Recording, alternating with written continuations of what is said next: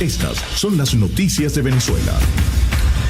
Comienzo con esta información que viene en La Voz de América. Estados Unidos acusa a Venezuela y Cuba de no cooperar en materia antiterrorista. Es la primera vez que Cuba es incluida en esta lista desde el 2015, cuando Barack Obama aún era presidente. En cuanto a Venezuela, el Departamento de Estado de Estados Unidos acusa a Caracas de dar cobijo a terroristas del ELN y de las FARC y recuerda que pesan cargos por narcoterrorismo sobre el presidente en disputa, Nicolás Maduro. A propósito de esta declaración, el embajador del gobierno interino en Washington, Carlos Vecchio, ha dicho: mientras el régimen narcoterrorista de Maduro siga amparando el terrorismo internacional desde Venezuela y obstruya los esfuerzos antiterroristas de los países de la región, América no tendrá paz y nuestra seguridad estará en riesgo. Es una cita textual. Ya que hablamos de situaciones con Venezuela desde el exterior, hay una situación muy delicada y puntual en Caracas con la Embajada de Francia. Según leo en El Estímulo, Francia denuncia que la policía de Maduro acosa su residencia en Caracas. En medio de otra escalada en la crisis política de Venezuela, el gobierno de Emmanuel Macron llamó a consultas al embajador de Nicolás Maduro en París, a Michel Mujica, para que explique una serie de obstáculos al normal funcionamiento de la embajada francesa en Caracas. La calle de la residencia del embajador Román Nadal está bajo control de la policía política, el SEBIN. Ante estos actos de hostilidad que las autoridades locales no han tratado de corregir a pesar de los múltiples intercambios, el Ministerio de Relaciones Exteriores en París convocó al embajador venezolano, primero el lunes y después el miércoles, para denunciar las graves violaciones de la Convención de Viena sobre las relaciones diplomáticas. Es decir, han llamado al representante de Maduro 2 veces en una semana, el lunes y luego el miércoles. ¿Qué es lo que ha ocurrido en la embajada? Les han cortado la luz, les han bloqueado los accesos, los servicios elementales no están funcionando y está totalmente bloqueada la calle allí en Valle Arriba para tener acceso a la embajada. Esto porque corrió el rumor de que Juan Guaidó, luego de la operación Gedeón, estaba en esa embajada o que se iba a refugiar en esa embajada. Algo de eso había insinuado Diosdado Cabello, pero corrieron pues con insistencia estos rumores. Leo a propósito del Wilexis, el Pran, el delincuente que tiene el control del barrio de Petare en el este de Caracas. Leo en el Pitazo que el CICPC, la Policía Científica, mata al lugarteniente de Wilexis en Carrizal. Como Leonardo José Pimentel Flores, alias Leo Petare, fue identificado un hombre asesinado en un operativo del CICPC en la región altomirandina en la tarde del 12 de mayo. Pimentel Flores, conocido como el lugarteniente de Wilexis, estaba escondido en una casa del municipio Carrizal, de acuerdo con los reportes extraoficiales de la Policía Científica, y presentaba registros policiales por delitos contra personas, 8 homicidios, extorsión, cometidos en la comunidad de Petare.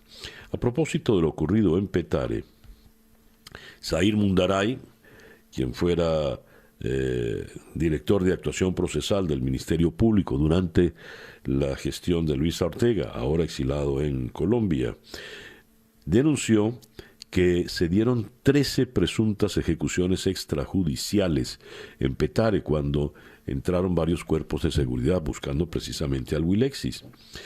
Mundaray dijo que la información a través de su cuenta en Twitter, ahí dijo que los muertos durante la incursión de los cuerpos de seguridad en Petare recibieron 2 disparos consecutivos y esto es imposible que ocurra 13 veces seguidas.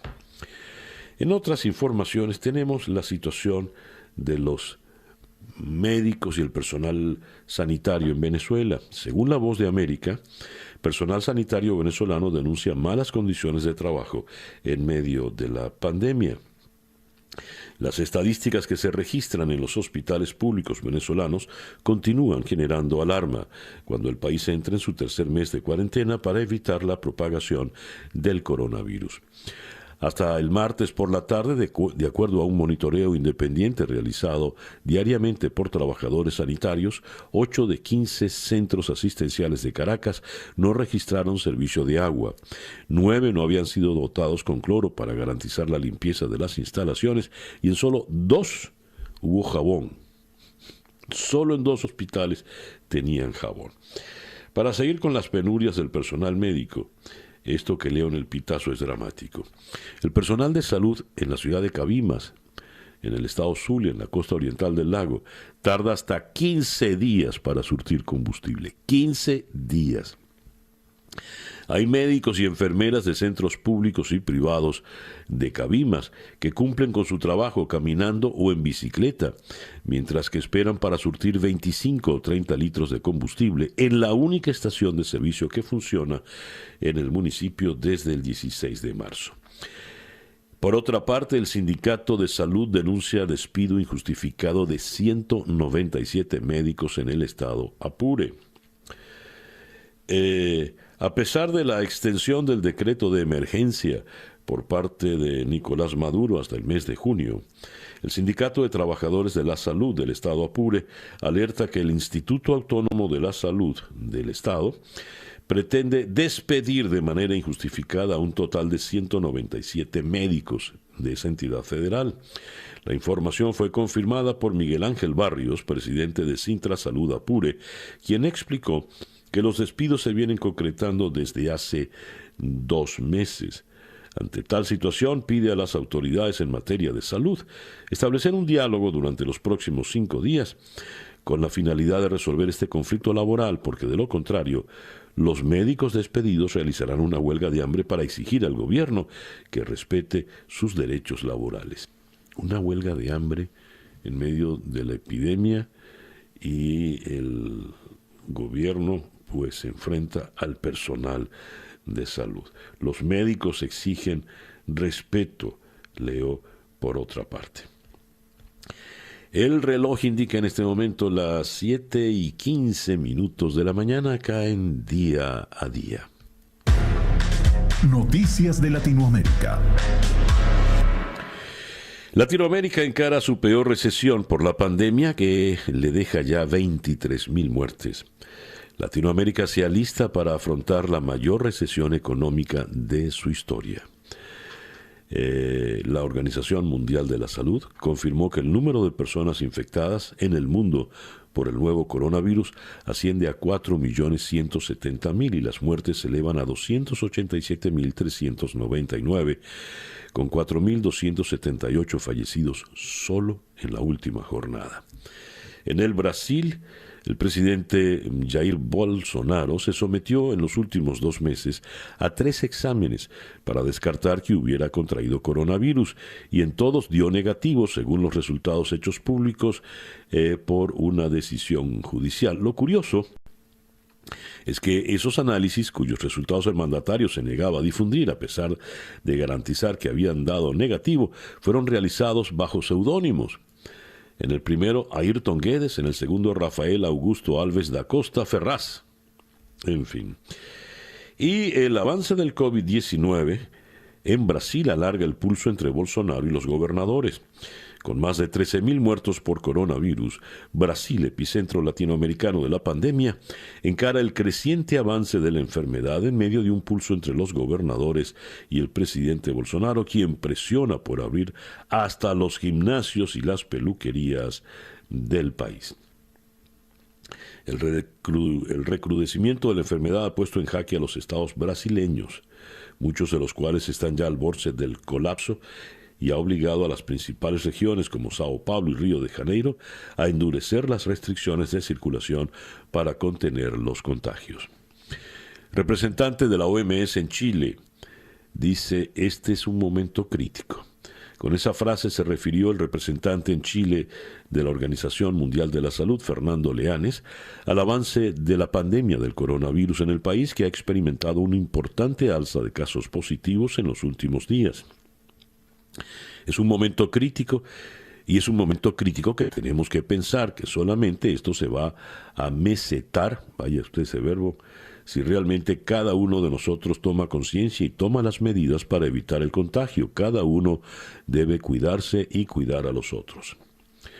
El gobierno en Santiago de Chile decreta el mayor confinamiento desde el inicio de la pandemia ante el explosivo aumento de los contagios. Y yendo ahora a El Salvador, el presidente Nayib Bukele sumó a los empresarios a su creciente lista de confrontaciones con diversos sectores tras acusar a su principal líder, Javier Simán, de tratar de sabotear el trabajo de su gobierno y dejar de reconocer su liderazgo. Desde antes de llegar al poder, Bukele ha tenido diversas confrontaciones con los órganos del Estado, la Fiscalía General de la República, organizaciones de derechos humanos, locales e internacionales y gobiernos vecinos. En el Ecuador, el gobierno demandó a los municipios del país un mayor acompañamiento en el proceso de reanudación de las actividades productivas y laborales suspendidas hace más de 50 días por la propagación de la pandemia. En la Argentina confirmaron 10 nuevas muertes y por primera vez hubo más de 300 contagiados en un día. El total de víctimas fatales es de 329 y los infectados ascienden a 6.879.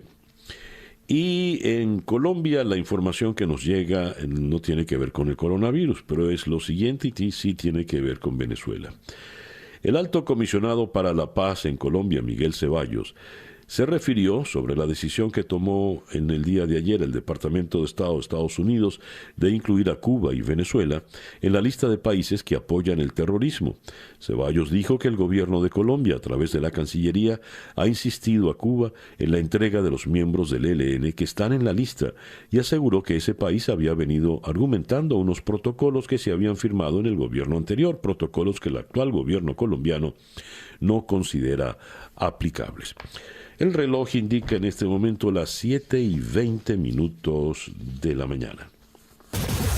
Escuchas Día a Día con César Miguel Rondón. Y bien, para nuestra agenda para el día de hoy, jueves 14 de mayo, vamos a comenzar en la ciudad de Washington conversando con Elías López, el editor de opinión internacional en The Washington Post. Vamos a hablar sobre el nuevo problema que tiene el presidente Trump enfrente. El presidente, a través de sus abogados, está buscando una suerte de inmunidad absoluta. El presidente insiste en no querer revelar las cifras de sus impuestos, lo que ha pagado por impuestos o lo que ha dejado de pagar. Los abogados están pidiendo que él tenga una suerte de inmunidad mientras él sea presidente, a lo cual los jueces han respondido que nadie, ni siquiera el presidente, está por encima de la ley. Esto, además de abordar, por supuesto, la situación del coronavirus y el manejo que está haciendo el presidente Trump de esto, ya volvió a recriminarle a Anthony Fauci sus declaraciones de días pasados. De Washington vamos a ir a Santiago de Chile. Ya escucharon ustedes las informaciones de este repunte dramático de la situación allá en el país austral. Allí vamos a conversar con el periodista José María del Pino. De Santiago de Chile vamos a ir a Caracas a propósito del tema de los derechos humanos. El COVID-19 está creando amenazas masivas a los derechos humanos. La alta comisionada de Naciones Unidas, la señora Michelle Bachelet, enfatizó la necesidad de poner énfasis en un equilibrio en las atenciones considerando a personas de todas las edades. Esto lo vamos a abordar con la abogada Mariana Romero, directora del Centro para los Defensores y la Justicia. De Caracas vamos a ir a la ciudad de Barcelona, en España. España, política y coronavirus. Sánchez defiende un estado de alarma distinto hasta culminar la desescalada. El diputado del PSOE, Rafael Simancas, asegura que España tiene tantos muertos por COVID porque en España está Madrid. Y así ha culpado a la presidenta de la Comunidad Madrileña, la señora Isabel Díaz Ayuso, que es del PP, por el gran número de muertos. De Barcelona vamos a ir a Ciudad de México. En Barcelona vamos a hablar con Miquel Jiménez del Voz Populi, La Sexta y Radio Cope.